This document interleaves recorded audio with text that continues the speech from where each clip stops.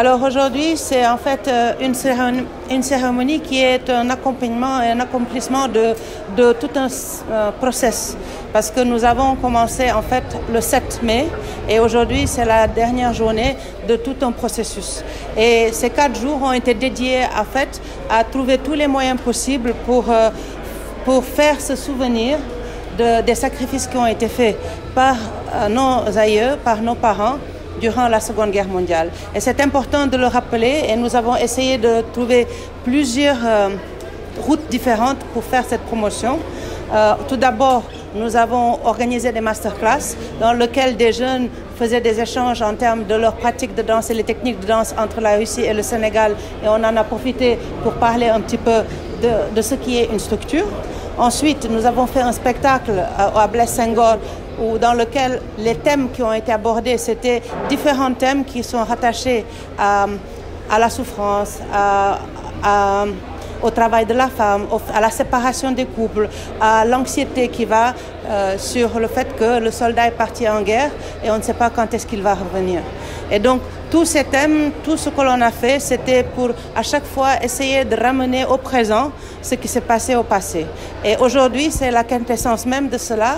La raison pour laquelle nous avons pris la peine de marcher tout ce parcours, c'est pour que nous qui nous souvenons de nos ancêtres puissions interpeller ceux qui nous voient dans la rue et ceux qui sont avec nous, qu'il faut prendre la peine de voir ce qui s'est passé avant, d'essayer de comprendre d'où on vient et ce qu'on représente. Parce que c'est seulement en développant la fierté de soi, la connaissance de son histoire, que l'on peut se donner une base solide pour construire son avenir et éviter de faire les erreurs qui ont été faites dans le passé. Nous avons d'une manière spontanée, la population russe, lors des célébrations du 9 mai, a décidé de sortir et de montrer les photos de leurs parents, grands-parents qui sont morts. Et c'est devenu un rituel, c'est devenu une tradition dans laquelle chaque famille va prendre la peine de retrouver les photos de ses ancêtres, d'en faire une pancarte et de l'amener avec soi pour qu'en fait, nous n'oublions pas que ça, ce sont des soldats qui sont sacrifiés pour nous. Et je crois que c'est une très bonne initiative parce que ça oblige les jeunes à se poser des questions, à contribuer, à peut-être écouter quelques histoires pendant qu'on prépare ces choses-là.